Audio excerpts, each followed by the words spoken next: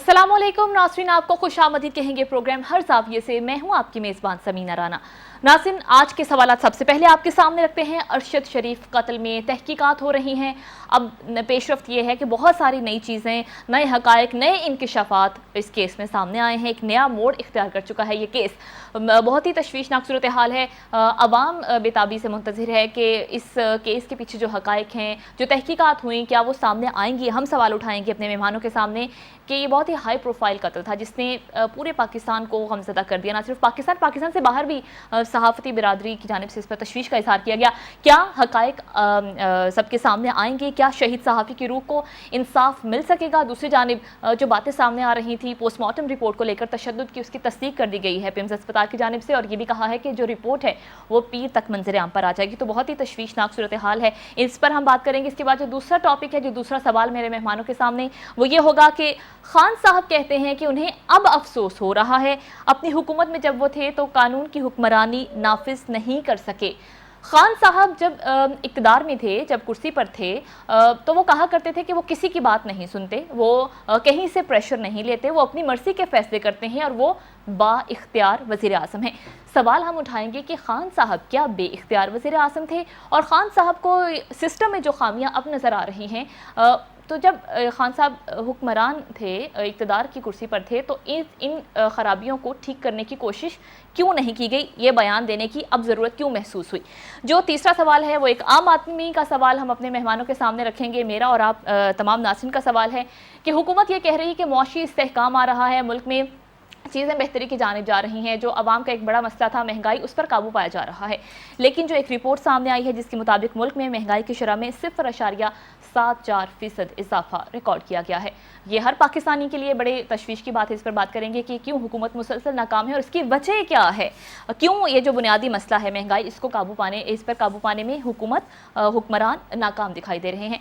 अपने मेहमानों का तारुफ आपसे करवा दूँ। मेरे साथ तशरीफ़ रखते हैं ज़ैगम खान साहब, सीनियर एनालिस्ट हैं। ज़ैगम साहब, आपको खुशामदीद कहेंगे प्रोग्राम में, शुक्रिया आपने वक्त निकाला।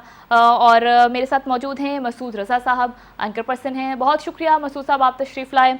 अनिका निसार साहिबा, एंकर पर्सन और एनालिस्ट, मेरे साथ तशरीफ़ रखती हैं। अनिका साहिबा, आपको वेलकम करते हैं, बहुत शुक्रिया आपने अपना वक्त निकाला प्रोग्राम के लिए। और स्टूडियोज़ में लाहौर से मेरे साथ मौजूद हैं नसीम सिद्दीकी साहब, तज्ज़ियाकार। बहुत शुक्रिया नसीम साहब, आपने भी वक्त दिया। सबसे पहले ज़ैगम खान साहब, आपकी तरफ आऊँगी। अरशद शरीफ कत्ल में बहुत ही चश्मकशा इंकशाफात सामने आ रहे हैं, बहुत सारी चीज़ें हैं जिन पर हम बात करना चाह रहे हैं, जिनके जवाब हम चाहते हैं। कौम आवाम चाहती, जवाब चाहती है आवाम, इन सब सवालात का जवाब चाहती है। आप क्या समझते हैं कि क्या ये सब हक़ाइक़ सबके सामने आएंगे, कौम के सामने आएंगे? ये खून खाक नशीना था, रिज़्क़ खाक हुआ। देखिए, 2 दिन पहले ही समीना साहिबा हम यहाँ पर गुफ्तगू कर रहे थे कि पिछले 10 साल में 2012 से लेकर 2022 तक 53 पाकिस्तानी सहाफ़ी कत्ल हुए। उसमें एक और मज़ीद आप अरशद शरीफ साहब का इजाफ़ा करें, उन 53 में से सिर्फ 2 के मुजरिम कैफ़र किरदार तक पहुँचे, सिर्फ 2 के, ये 4% बनता है। 96% जो मुल्ज़िम थे, मुजरिम थे, पाकिस्तानी सहाफ़ियों को कत्ल करने वाले, वो आज भी आज़ाद घूम रहे हैं।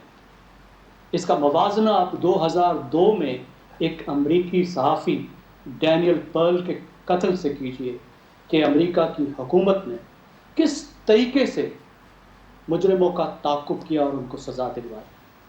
अरशद शरीफ साहब की जो शहादत है उसके हक़ाइक़ सामने आ रहे हैं।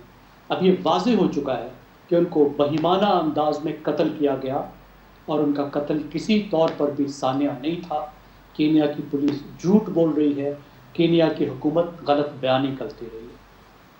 ये भी वाज़ेह हो चुका कि उनके जो 2 मेज़बान थे उनमें से कम अज़ कम एक या तो शरीक मुल्ज़िम है या उसको हक़ाइक़ का इल्म है। अब जो सबसे ख़तरनाक बात है वो ये है कि कीनिया की रियासत तफ्तीश में ताउन नहीं कर रही।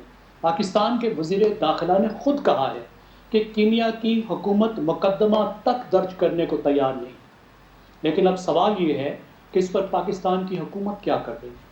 रियासत बहुत मजबूत चीज़ होती है, अगर कीनिया की हुकूमत ने ताउन ना किया तो हम कुछ नहीं कर सकते, कहीं नहीं पहुँच सकते, हम कीनिया पर जंग नहीं कर सकते। लेकिन पाकिस्तानी हुकूमत एहतजाज कर सकती है, بین الاقوامی فورمز کے ذریعے سے کینیا کی حکومت پر دباؤ ڈال سکتی ہے، اس طرح کی کوئی چیز ہمیں ہوتی نظر نہیں آئی۔ اصل حقائق تک پہنچنے میں جو سب سے بڑی رکاوٹ ہے وہ یہ بات رہے گی کہ دو مختلف حکومتیں اس میں انوالو ہیں اور کینیا کی حکومت تعاون نہیں کر رہی۔ یہ جو ملزمان اس وقت سامنے آئے ہیں اور جو مہمان ہیں، آپ مہمان سمجھ لیجئے، ان کو بھی کینیا کی حکومت پروٹیکٹ کر رہی ہے۔ وہ بہت مؤثر لوگ ہیں، اثر رکھنے والے لوگ ہیں، اور اپنی پولیس کو بھی وہ پروٹیکٹ کر رہی ہے۔ میرا خیال ہے اس میں بہت مشکل پیش آئے گی آگے کیس کو چلتے ہوئے، لیکن ہمیں آواز اٹھانی ہوگی صحافیوں کو۔ ہاں، یہ لازم ہے کہ ہم چین سے نہ بیٹھیں اور ہمیں اپنی حکومت کو مجبور کرنا ہوگا کہ وہ ارشد شریف کے قاتلوں کا تعاقب کریں، اور جب تک ان کو ڈھونڈ نہیں نکالتی اور ان کو سزا نہیں دلواتی اس وقت تک وہ چین سے نہ بیٹھے۔ ٹھیک ہے جی، جواب آ گیا۔ مسعود رضا صاحب، آپ کیا سمجھتے ہیں سر کہ حقائق عوام کے سامنے لائے جائیں گے؟ جو تحقیقات ہوئی اس کی جو رپورٹ ہے وہ سب کے سامنے آئے گی، کیا انصاف ملے گا شہید ارشد شریف کو؟ جیسے ابھی ہمارے ساتھی نے بتایا، بہت شکریہ سمینہ، پہلے جیسے ہمارے ساتھی نے بتایا کہ 10 سالوں میں 56 صحافیوں کو قتل کیا گیا، اور جو ریٹ ہے سزا ملنے کا وہ انتہائی کم ہے۔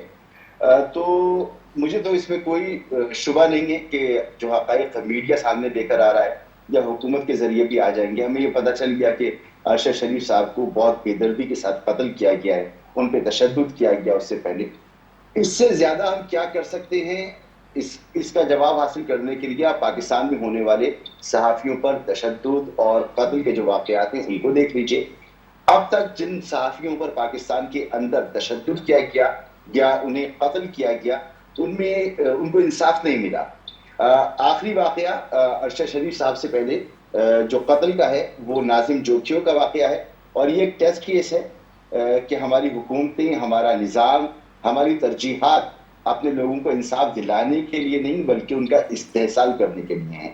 اس شخص کو یعنی ناظم جوکھیو کو نہ صرف قتل کیا گیا، ایک بااثر لوگوں نے قتل کیا، ایک ممبر صوبائی اسمبلی، ممبر قومی اسمبلی، وہ ملزم قرار پائے اس کے اندر، پھر ہائی پروفائل معاملہ اس کو بنایا گیا، اعلیٰ سطح پر اس حوالے سے بیانات جاری کیے گئے، لیکن پھر اس کے بعد ڈرامائی تبدیلیاں آئیں، دہشت گردی کی دفعات نکالی گئی ایف آئی آر سے، پھر ان لوگوں کو ملک سے باہر بھیج دیا گیا، پھر وہ ملک سے باہر تھے تو ملک کے اندر حکومت کی تبدیلی کا واقعہ عمل میں آنے لگا۔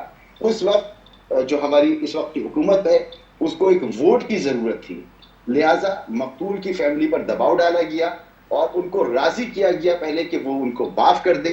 وہ اس پر راضی نہیں تھے، متعدد ان کی ویڈیوز سامنے آئی، اور پھر آپ یقین کریں کہ آخر میں جو صلح نامہ سامنے آیا اس میں یہ بتایا گیا کہ مقتول کی فیملی یعنی اس کی بیوہ، اس کی ماں، اس کے بھائی جو خود ایپلیکینٹ تھے ان ملزمان کے خلاف، انہوں نے کہا کہ ہم سے غلطی ہو گئی تھی اور ہم نے غلطی کی بنیاد پر ان لوگوں کا نام لے لیا تھا۔ شواہد موجود ہیں کہ لاش کہاں سے ملی، تمام واقعات موجود ہیں، ہائی پروفائل معاملہ تھا، اتنے پاورفل لوگوں کے خلاف ایف آئی آر کا کٹ جانا یہی ثابت کرتا ہے کہ کتنے زبردست شواہد موجود تھے، لیکن انصاف نہیں ملا۔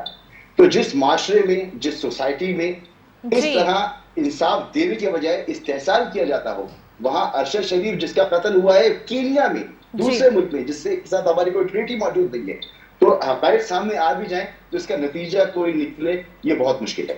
ٹھیک ہے جی، مسعود رضا صاحب کا جواب دیا گیا۔ انیکا صاحبہ، آپ کیا سمجھتی ہیں جو پوسٹ مارٹم رپورٹ آئی ہے اس کو دیکھنے کے بعد بہت زیادہ دکھ ہوا، بہت تکلیف ہوئی ہر پاکستانی کو جتنی مجھے اور آپ کو ہے۔ سوال یہی ہے کہ کیا انصاف ملے گا، کیا حقائق سامنے آئیں گے سب کے؟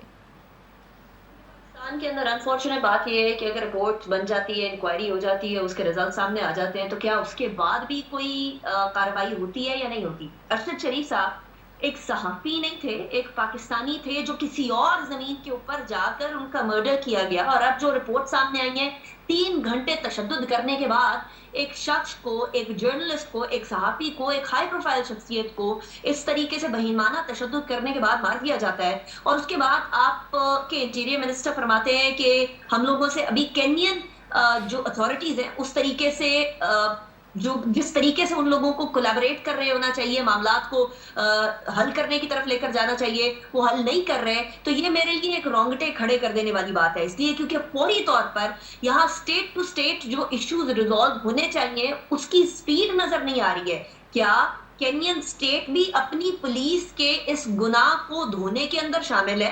اور اگر ہے, اور اگر وہ پراپر انفارمیشن فراہم نہیں کر رہی ہے ارشد شریف صاحب کے معاملے پر, تو ہماری حکومت کس تلک جائے گی, کہاں تلک جائے گی کہ معاملات کو وہ سالو کر سکے؟ رانا ثناء اللہ صاحب نے بڑے واضح طور پر یہ کہہ دیا ہے کہ یہ کسی بھی طریقے سے مسٹیکن آئیڈینٹی کا کیس نہیں ہے, یہ مس آئیڈینٹی والی سچویشن نہیں ہے, اور وہ ہمیں بڑے صاف طور پر نظر آ رہا تھا. جیسے ہی یہ معاملہ ہوا تو میں ارشد شریف صاحب کے گھر پر ہی موجود تھی. ان کی والدہ, ان کی اہلیہ, ان کے بچے جس کرب سے گزر رہے ہیں, جس پین اینڈ ایگنی سے وہ لوگ اس وقت گزر رہے ہیں, اور بالخصوص یہ خبر چلنے کے بعد تو ان کے وہ زخم جو بھرنا شروع بھی نہیں ہوا تھا وہ ایک بار پھر کھل گیا ہے. یہاں جوابات دینے کے علاوہ, یہاں فوری طور پر ساری چیزیں دودھ کا دودھ پانی کر دینے, پانی کا پانی کر دینے کے علاوہ کوئی اور طریقہ کار ہی نہیں ہے. کیونکہ یہاں ارشد شریف صاحب کے جنازے سے آپ اندازہ لگا لیجئے, جو ایک لیش بیک آیا ہے اس تمام صورتحال کے اندر, اس سے اندازہ لگا لیجئے کہ یہ معاملہ صرف ایک صحافی کا نہیں ہے, ایک پاکستانی شہری کی سیکیورٹی کا ہے, ایک پاکستانی شہری کی جان چلے جانے کا ہے. یہ معاملہ اس حد تک آگے بڑھ جائے گا کہ obviously عوام کے اندر جو ایک احساسات پائے جاتے ہیں ارشد شریف صاحب کے بارے میں, ان کی زندگی سے پہلے بھی اور ان کی وفات کے بعد بھی, وہ ان اٹ سیلف ابھی وہ زخم تازہ ہے. اسی لیے حکومت اگر کوشش کر رہی ہے کینین اتھارٹیز سے کوئی انفارمیشن نکلوانے کی, کوئی حقائق نکلوانے کی, تو بالکل ٹھیک کر رہی ہے, لیکن اس کو ذرا سا فیشن اپ کرنے کی ضرورت ہے. اس لیے کیونکہ ہمارے یہاں ویسے ہی صحافت بڑی مشکل ہو گئی ہے. اور میں اس دور کی بات نہیں کر رہی, میں پچھلے دور کی بھی بات کر رہی ہوں. وہی دور تھا جس کے اندر پاکستان میڈیا ریگولیٹری اتھارٹی آنی تھی.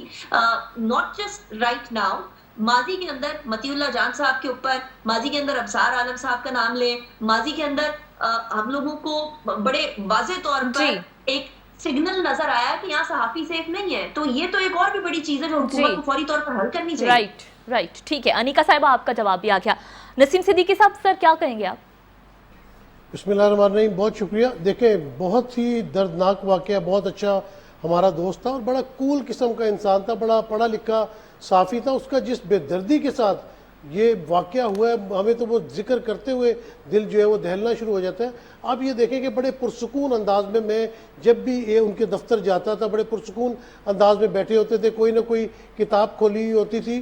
وہ وہاں سے کیوں موو ہوا, مطلب اس آفس سے اس کو نکلنا پڑا, پشاور سے موو ہوا. اور یہ کون لوگ ہیں جو آج بھی جو حقائق ہیں ان کو ڈسٹارٹ کرنے کی کوشش کر رہے ہیں؟ یعنی کہ جب یہ قتل کی خبر آئی ہے تو اس کے فوراً بعد ٹکرز چلانے شروع کر دیے گئے کہ حادثے میں ہلاکت ہوئی ہے. یعنی کہ ابھی تحقیق ہوئی نہیں, کسی بات کا پتہ نہیں, اور کلیئر کٹ میسیجز یہ آ رہے تھے کہ he has been shot dead, لیکن وہ چلا رہے کہ حادثے میں انتقال ہو گیا. یعنی کہ پہلے ہی دن سے اس واقعے کو جو ہے وہ خراب کرنے کی کوشش کی گئی. اس کے بعد جو حقائق سامنے آ رہے, حکومت پاکستان کس قسم کی تحقیق کر رہی ہے, بہت دعوے کیے جاتے ہیں کہ ہم نے آ کے سفارتی تعلقات دنیا کے ساتھ بہت اچھے کر لیے. بھئی ایک چھوٹا سا ملک ہے, اس کے ساتھ آپ کے کیا سفارتی تعلقات ہیں؟ آپ نے 2 انویسٹیگیشن آفیسرز کو بھیجا, وہ کچھ نہ کچھ وہاں سے رپورٹ لے کے آئے. اس کے بعد اب وہ دبئی جانے والے ہیں, منڈے والے دن وہ دبئی کے لیے روانہ ہوں گے کہ کن حالات میں وہاں سے وہ کینیا گئے تھے. لیکن ایک بات پہ زور دیا جا رہا ہے کہ کس نے ان کو پشاور سے باہر جانے کے لیے کیا, کس نے ان کو پشاور سے چڑھایا. بابا ساری باتیں آپ کو پتہ ہے, 26 FIR جو کٹی ہیں, پہلے اس کی تحقیق کر لیں, کس کس علاقے میں کٹی ہے, کون کون مدعی تھا وہاں پہ. اگر آپ تحقیق کرنا چاہیے, آپ کو سب معلوم ہے, حکومت کو سب معلوم ہے, لیکن بس آپ اس کو ظاہر نہیں کرنا چاہ رہے. اور جس طرح جو سوال آپ کا تھا بیسیکلی, جس طرح تمام یہاں پہ صحافیوں کے یا سیاستدانوں کے قتل ہوئے, ان کا کیا نتیجہ نکلتا ہے؟ شروع میں خبریں آتی ہیں, بڑی بڑی GIT بنا دی جاتی ہے, تحقیقاتی کمیشن بنا دیے جاتے ہیں, ان کا نتیجہ کیا نکلتا ہے؟ ایک قتل ہوتا ہے لندن میں, ڈاکٹر عمران فاروق ہے جن کا تعلق MQM سے تھا, اسکاٹ یارڈ نے آپ کے ساتھ پوری تحقیق میں آپ کی مدد کی, 10-12 سال کیس چلتا رہا, کیا اس کے بارے میں آپ نے نکال لیا؟ اس میں تو آپ کے سامنے بہت ساری چیزیں سامنے آ گئی ہیں کہ تشدد بھی ہوا ہے, بلکہ ہمارے کچھ صحافی دوستوں نے تو قتل کے کچھ عرصے بعد ہی یہ بات ریویل کر دی تھی. اب آپ کینیا جا کے آپ کو اس بات کا پتہ چلا, تو یہ کوئی آسان معاملہ نہیں ہے. یہ اس بات کی بالکل پاکستانی ہائی لیول پہ تحقیق ہونی چاہیے. انیکا نے بالکل درست کہا ہے کہ یہ صرف ایک صحافی نہیں تھا, یہ ایک پاکستانی تھا, اور پاکستانی کی اگر اس طرح کہیں بیرون ملک قتل ہوتا ہے تو اس کی تحقیق حکومت کی ذمہ داری ہے, اور بہت سپیڈی ٹرائل اس کا ہونا چاہیے, اور اس کے بعد دودھ کا دودھ اور پانی کا پانی, تمام باتیں سامنے آنی چاہیے. بالکل جی, آپ کا جواب بھی آ گیا. ناصر, ابھی ایک بریک کی طرف جانا ہے مجھے, جب ہم بریک کے بعد واپس آئیں گے تو دوسرا سوال میرا عمران خان کے اسٹیٹمنٹ کے حوالے سے ہے. کہتے ہیں کہ جب وہ اپنی حکومت میں تھے, دور اقتدار میں تھے, تو قانون کی حکمرانی نافذ نہیں کر سکے. اس پر تجزیہ اپنے مہمانوں کا لیں گے, بریک کے بعد ساتھ رہیے گا.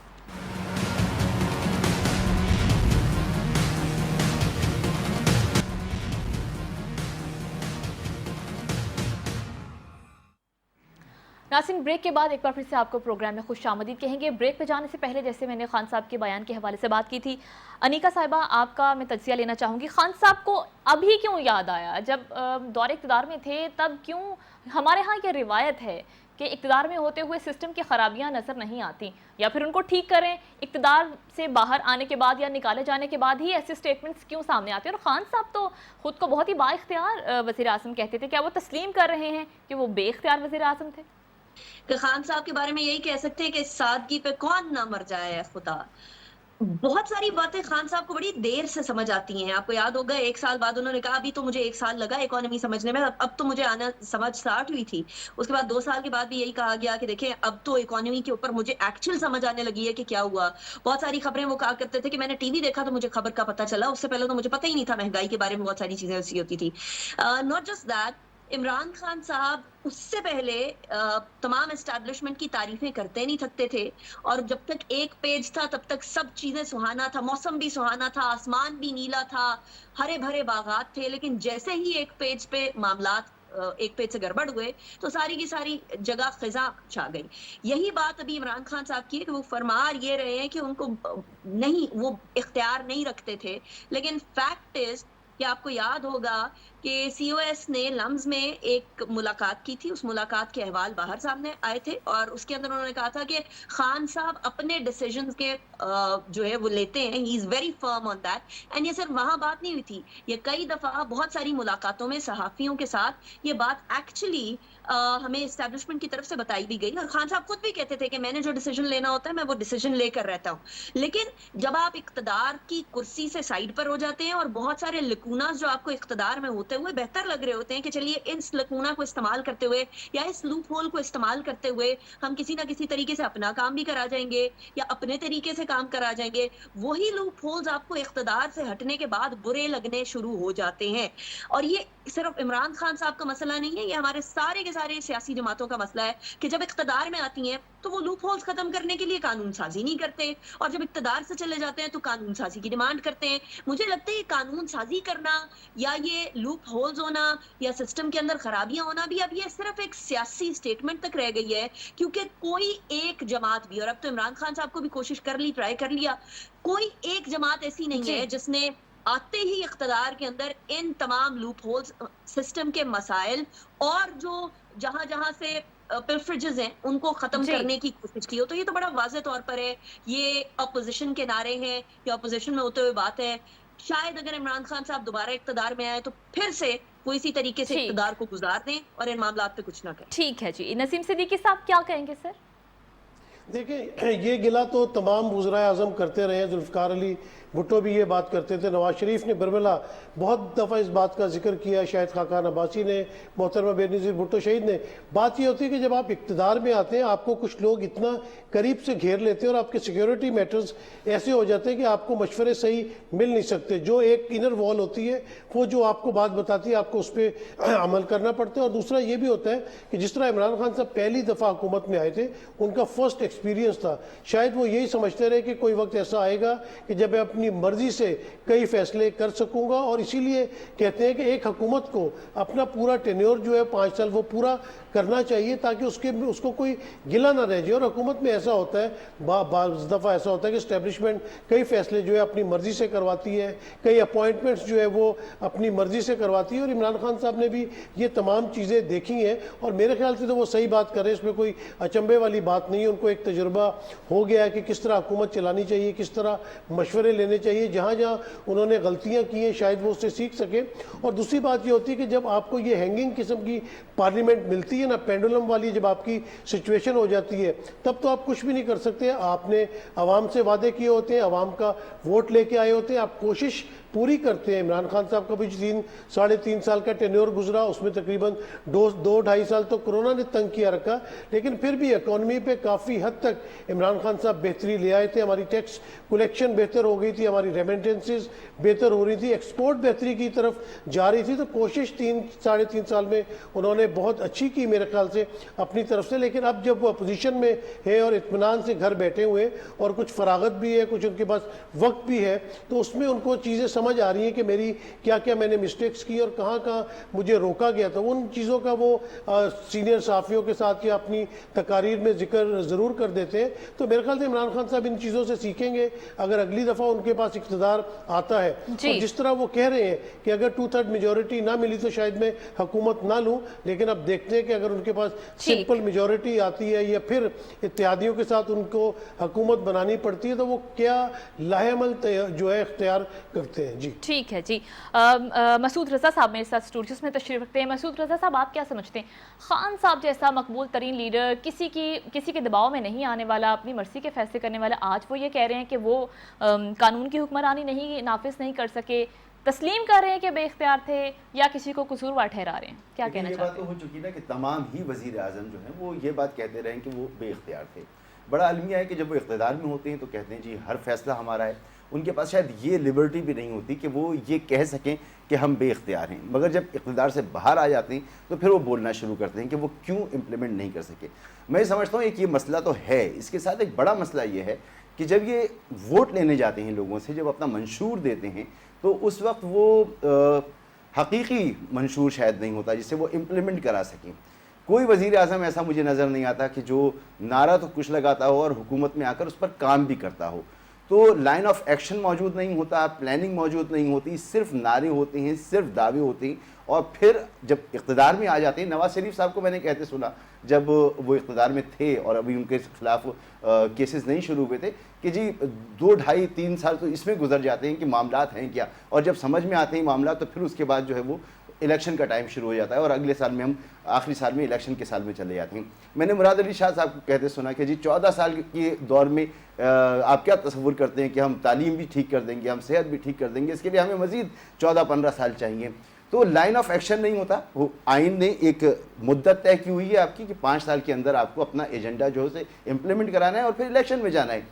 बदकिस्मती से किसी के पास एक रियलिस्टिक एजेंडा मौजूद नहीं होता जो काबिल अमल हो कि कुछ तो आंसू पूछें, बल्कि फिर ये होता है कि जी हम इक़्तिदार में थे, फ़ला फ़ैसला नहीं कर सके, फ़ला फ़ैसला नहीं कर सकते। हम 75 साल से देख रहे हैं, 73 का आइन जो है हमारे पास 1973 से मौजूद है। हमें मुल्क के मौरूज़ी हालात का पता है, हमें पता है कि कहाँ कहाँ हम पर दबाव होता है। जब हम हुकूमत में आएंगे तो हम पर किस किस्म के प्रेशर्स होंगे, क्या क्या चैलेंजेस होंगे, तो फिर हम जानते बूझते एक सिस्टम के अंदर जाते हैं और उस सिस्टम में जाने के बाद फिर हम कहते हैं कि हम बेइख्तियार थे। तो ये सियासतदानों की अपनी एक कमज़ोरी भी है जी। चाहे कितना ही बड़ा ऑफिसर हो, किसी भी इदारे से उसका ताल्लुक़ हो, अगर आपको अवामी हिमायत हासिल है, आप अवामी मैंडेट से आए हुए, तो फिर आप अपनी बात मनवाने की पोजीशन में हो सकते हैं। लेकिन बदकिस्मती से अब तक जितनी हुकूमतें बनती हैं, हुकूमतों के बनने में, हुकूमतों के बिगड़ने में, हुकूमतों के आने में, हुकूमतों के जाने में कोई नादीदा क़ुव्वतें मुलव्विस होती हैं और ये इल्ज़ाम लगता चला रहा है। पाकिस्तान की एक हिस्ट्री है, इस सिलसिले को ख़त्म होना चाहिए। अगर ये सिलसिला ख़त्म हो जाए तो सिर्फ इमरान खान को हम ये नहीं कह सकते कि आप अपना जो है इक़्तिदार में आने के बाद आप कह रहे हैं कि आप बेइख्तियार थे। माशाल्लाह यहाँ तमाम ही वज़ीर आज़म ये कहते रहें कि जब वो इक़्तिदार में थे तो वो उनके पास इख्तियार नहीं था। ठीक है जी। ज़ैगम खान साहब क्या कहेंगे? समीना साहिबा, मैं आपको दावत दूंगा कि आप ज़रा देर के लिए माहिर इमरानियात बनकर सोचें। اور یہ سوچیں کہ وہ کیا کہنا چاہ رہے ہیں۔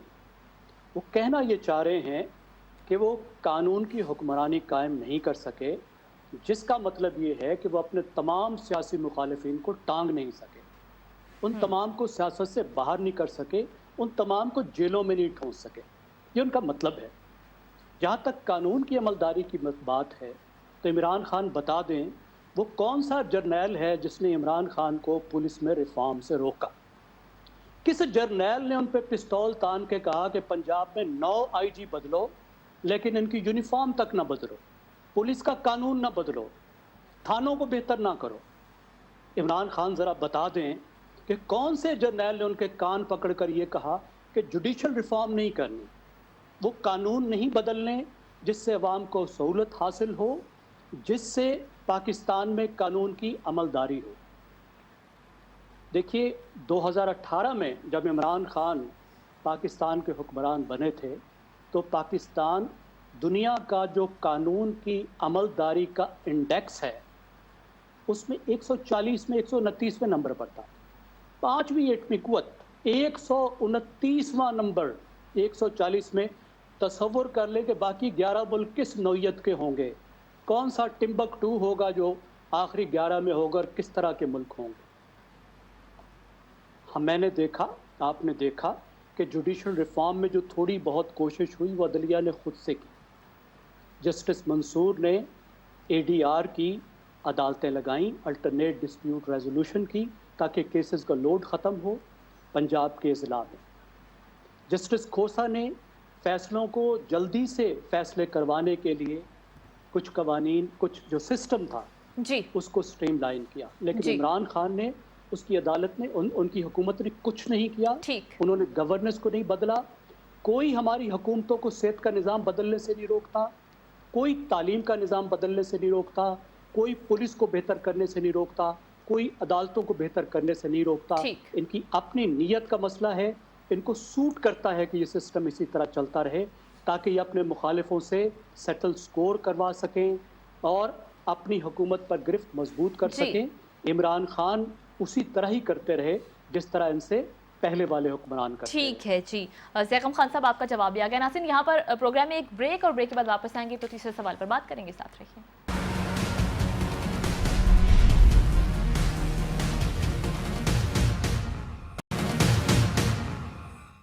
Welcome back. ناظرین تیسرا سوال میرا مہمانوں کے سامنے، معاشی استحکام کی حکومت کی جانب سے دعوے کیے گئے، کیا یہ دعوے درست ہیں؟ اس کے برعکس ملک میں مہنگائی کی شرح میں ایک بار پھر سے اضافہ ریکارڈ کیا گیا ہے۔ نسیم صدیقی صاحب۔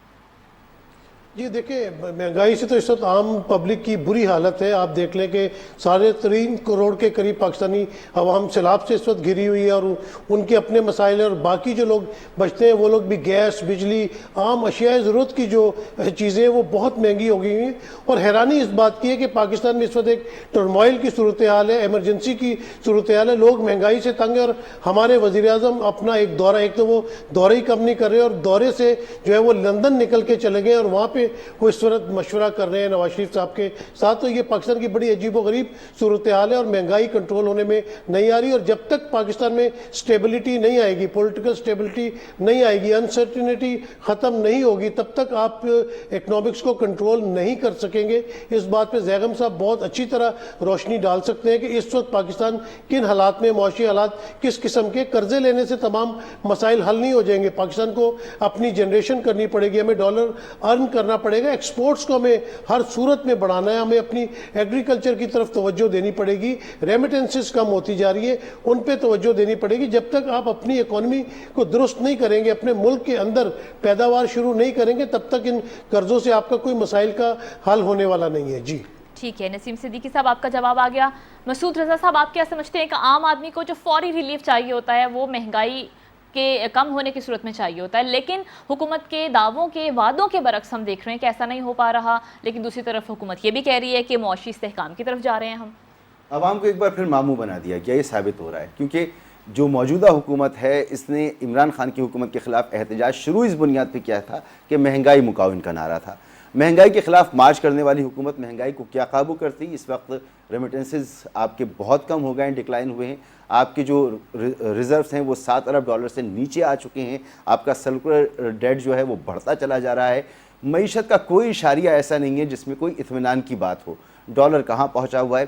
تو یہ حکومت یہ پتہ نہیں سمجھنے میں کیوں قاصر ہے کہ ملک میں سیاسی اسٹیبلٹی کے بغیر آپ کاروبار نہیں کر سکتے. آپ کے انرجی کے شدید مسائل موجود ہیں. لیکن کیا ہے اس حکومت نے؟ اس حکومت نے کیا یہ ہے کہ نیب کا قانون تبدیل کیا ہے, اس نے ایف آئی اے کو اپنے لیے استعمال کیا ہے, اس نے ہر وہ ریلیف لیا ہے اپنے لیے. یعنی نواز شریف صاحب ایبسکانڈر ہیں, ایک طویل عرصے سے ایبسکانڈر ہیں. ان کی پارٹی کہہ رہی ہے کہ اب بیماری مانے نہیں ہے پاکستان آنے میں, حالات مانے ہیں کہ حالات ان کے موافق ہو جائیں تو وہ پاکستان آ جائیں. ان کو ماشاءاللہ ڈپلومیٹک پاسپورٹ جاری کیا گیا ہے. تمام کے تمام زرداری صاحب نے جو قوانین میں تبدیلیاں ہوئیں اس سے فائدہ اٹھایا ہے. اس پوری حکومت میں موجود جماعتوں میں جو صحیح کیسز تھے یا غلط کیسز تھے, قانون تبدیل کر کے آپ نے اس کے لیے اپنی ایک راہ نکالی ہے, یہ ساری کوشش کی ہے. مہنگائی تو آپ دیکھ رہے ہیں بتدریج بڑھتی چلی جا رہی ہے, سرکولر ڈیٹ آپ کا بڑھتا چلا جا رہا ہے, ریمیٹنسز آپ کے نہیں آ رہے ہیں. کوئی اشاریہ ایسا نہیں ہے جو کہ موافق ہو معیشت کے. تو ایسی صورتحال میں اسی لیے یہ مطالبہ زور پکڑ رہا ہے کہ خدا کے لیے کوئی ایسا سولوشن نکالیں. آپ کو ارلی الیکشن کی طرف جانا ہے, آپ ارلی الیکشن میں جائیں. آپ نے جو کچھ بھی کرنا ہے ملک کا اگر آپ نے سوچنا ہے تو پھر ملک میں سیاسی استحکام لے کر آئیں. یہ ذمہ داری صرف ایک پارٹی کی نہیں ہے. اگر عمران خان کو بے چینی موجود ہے تو پھر پوری پاکستان میں اس کی بے چینی ہے. آپ بھی سکون سے نہیں ہیں, پاکستان کو بچانے کی بات کر رہے ہیں, تو پھر پاکستان کے لیے فیصلہ کیجئے اور اس تناؤ کے ماحول کو ختم کرنے کے لیے بیٹھیے, راہ نکالیے. ٹھیک ہے جی, بڑا اچھا جواب دیا مسعود رضا صاحب آپ نے. ضیاء خان صاحب آپ کیا کہیں گے؟ دیکھیے سمینہ صاحبہ, جو آپ نے فگر بتائی ہے وہ منتھ ٹو منتھ انفلیشن کی ہے, یعنی پچھلے مہینے سے اس مہینے مہنگائی کتنی بڑھی. اصل تصویر جو نظر آتی ہے اگر ایئر ٹو ایئر کریں, آپ پچھلے سال سے اس سال کا موازنہ کریں تو ہماری مہنگائی میں کو 29% اضافہ ہو گیا, تو 1/3 کے قریب. آپ اندازہ لگائیے, اور یہ وہ مہنگائی ہے جو غریبوں پر اثر ڈالتی ہے. یہ ان چیزوں کی مہنگائی ہے جس کی ایک غریب آدمی کو ضرورت ہوتی ہے, جس کے بغیر اس کا کوئی گزارا نہیں. سبزیاں, گندم, آٹا, چاول, گھی, یہ وہ سب چیزیں. اور اس عرصے میں ایک غریب آدمی کی, اور غریب کیا ایک مڈل کلاس آدمی بھی, اس کی آمدنی میں کوئی اضافہ نہیں ہوا. تو لوگ اس تکلیف سے دوچار ہیں جس پر نسیم صدیقی صاحب نے, مسعود رضا صاحب نے بہت اچھے طریقے سے روشنی ڈالی. لیکن مسئلہ یہ ہے کہ جس وجہ سے یہ سب کچھ ہو رہا ہے پاکستان میں وہ نہیں بدل رہا ہے. جب مسلم لیگ کی حکومت 2018 میں گئی تھی تو وہ پی ٹی آئی کی حکومت کو ایک بحران دے کر گئی تھی, اور جب پی ٹی آئی کی حکومت گئی ہے تو مسلم لیگ نواز کو ایک بحران دے کر گئی ہے. اور اس بحران کی بنیادی وجہ وہ ہے جو نسیم صدیقی صاحب نے بتا دی کہ آپ امپورٹ بہت زیادہ کرتے ہیں, ایکسپورٹ بہت کم کرتے ہیں, جس کی وجہ سے آپ کا کرنٹ اکاؤنٹ ڈیفیسٹ پیدا ہوتا ہے. آپ کے ڈالر جو ہیں, آپ کو بہت سے ڈالروں کی ضرورت ہوتی ہے. اس سال آپ کو 35 بلین ڈالر چاہیے. آپ کو جگہ جگہ اس کی وجہ سے بھیک مانگنی پڑتی ہے اور آپ کا گزارا نہیں ہوتا, آپ کا روپیہ گرتا ہے, ڈالر مہنگا ہوتا ہے اور اس کی وجہ سے مہنگائی آتی ہے. دوسری بات یہ ہے کہ حکومتیں ٹیکس نہیں لے پاتی. بہت سے سیکٹرز ہیں جن کو چھوڑ دیا جاتا ہے. پاکستان کی 1/4 آمدنی, پاکستان کی 1/4 معیشت جو ہے وہ ٹریڈر کے پاس ہے, جو تقریباً ایک آنے کا ٹیکس بھی دینے کو تیار نہیں. تو جب یہ ہوتا ہے تو پھر ہزاروں ارب روپے کا بجٹ کا خسارہ ہوتا ہے, وہ بھی آپ ادھار سے پورا کرتے ہیں.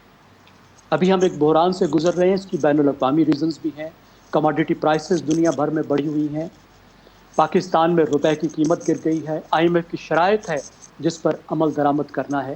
ایک حد تک تو حکومت کے دعوے ٹھیک ہیں جی کہ کم از کم آئی ایم ایف میں ہمیں وہ واپس لے گئے ہیں, پاکستان کو دیوالیہ ہونے سے بچایا ہے, بین الاقوامی تعلقات انہوں نے بہتر کیے ہیں. لیکن ان کا علاج وہی ہے جو عمران خان نے کیا, جو اس سے پہلے کی حکومتوں نے کیا, کہ پاکستان میں ترقی کی رفتار کو کم کرو, جس کے نتیجے میں درآمدات کم ہو جائیں گی تو معیشت سنبھل جائے گی. ٹھیک. اس کے علاوہ ان کے پاس بھی کوئی علاج نہیں ہے. پچھلی حکومت کے پاس بھی کوئی علاج نہیں تھا, کیونکہ یہ پیداوار کو بڑھانے کو تیار نہیں ہے, معیشت میں وہ دیر پا تبدیلیاں کرنے کو تیار نہیں ہے, جس کی وجہ سے ملک صحیح سمت میں جا سکے. ٹھیک ہے جی, جواب آ گیا. انیکا نثار صاحبہ آپ کیا سمجھتی ہیں؟ وزیر اعظم شہباز شریف نے سب سے پہلے یہ کہا تھا کہ ان کی پہلی ترجیح ہے کہ مہنگائی کے مارے عوام کو ریلیف دینا ہے, لیکن نہیں ایسا ہو پا رہا ہے, کیا وجہ آپ سمجھتی ہیں؟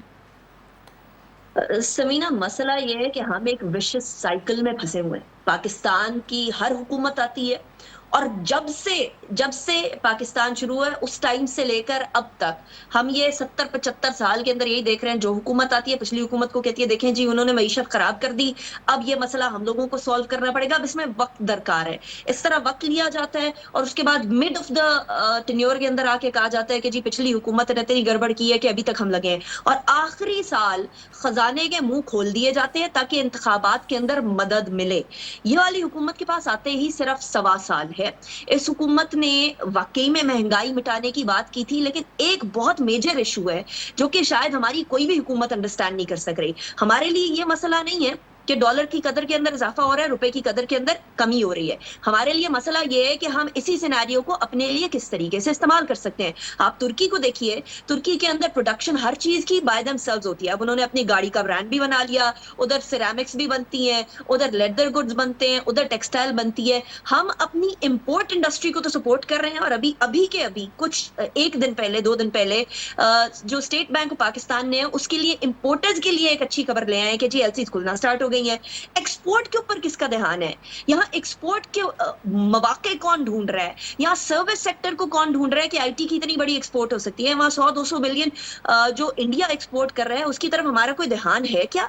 हम सिर्फ वही स्टॉप गैप किस्म के अरेंजमेंट्स करते रहते हैं कि इधर से लीक हुआ है, इधर टेप लगा दो, उधर से लीक हो गया इकोनॉमी, उधर जो है वो थोड़ी सी मुरम्मत कर दी इकोनॉमी के पाइप की। कोई देरपा नताइज लेने के लिए वो स्टैंड, वो फोर्सी करने की कैपेबिलिटी रखता ही नहीं है पाकिस्तान के अंदर। अनफॉर्चुनेट बात ये है, सारे के सारे 5 साल का सोचते हैं, सब ये सोचते हैं हमारी हुकूमत खैर से गुजर जाए, बाकी मुल्क का जो होता है होता रहे। यहाँ रुपए की कदर को कंट्रोल करना मसला नहीं है, यहाँ अपनी इंडस्ट्री को बिल्ड करना मसला है। यहाँ बात ये है कि आपने पाकिस्तान को दुबई नहीं बनाना, आपने पाकिस्तान चाइना से बिल्कुल हम साथ हैं। वी कैन हैव, हमारे पास चीप लेबर मौजूद है, हमारे पास एरियाज मौजूद है, हमारे पास तमाम के तमाम वसाइल मौजूद हैं। ये वसाइल होते हुए भी हम अपनी इकोनॉमी को सही करने की कोशिश ही नहीं कर रहे। यहाँ आपकी इकोनॉमी तेजी से आगे बढ़ने लगती है, फिर ओवरहीट हो जाती है, इन्फ्लेशन बढ़ने लगती है, फिर आप उसको कम कर देते हैं। तो ऐसी सूरत हाल में तो आप भूल जाएं कि हमारी इकोनॉमी किसी दौर में भी सही होगी। सर्कुलर डेट कम होने लगता है, उसके बाद फिर कोई ऐसी चीज होती है कि सर्कुलर डेट बढ़ जाता है, आप आईएमएफ से पैसे लेते हैं, वही डॉलर जो है आप इंपोर्ट के अंदर सारे के सारे बाहर भेज देते हैं। यहाँ हमारा मेन इशू अपनी इंडस्ट्री को डेवलप करना है फर्स्ट एंड फॉरमोस्ट, और वो सफेद हाथी जो हुकूमत पाले हुए है, खा वो पीआईए हो, खा वो स्टील मिल हो, इनसे जान छुड़ाकर इसको प्राइवेट सेक्टर में भेजकर, हुकूमत का काम बिजनेस नहीं है, हुकूमत का काम बिजनेस को फैसिलिटेट करना है, वो करने की तरफ तवज्जो दे। ठीक है जी, यानी मौशी इस्तेहकाम के लिए पाकिस्तान को लॉन्ग टर्म स्ट्रेटजीज की जरूरत है। Very well said Anika Nisar साहिबा। मसूद रजा साहब नासिर मेरे साथ स्टूडियोज में तशरीफ रखते थे, ज़ैकम खान साहब, अनिका निसार साहिबा, नसीम सिद्दीकी साहब तशरीफ लाए। तमाम मेहमानों के कीमती वक्त और कीमती तज्जिए का बहुत शुक्रिया। प्रोग्राम से इजाजत दीजिए, अल्लाह ने के बाद।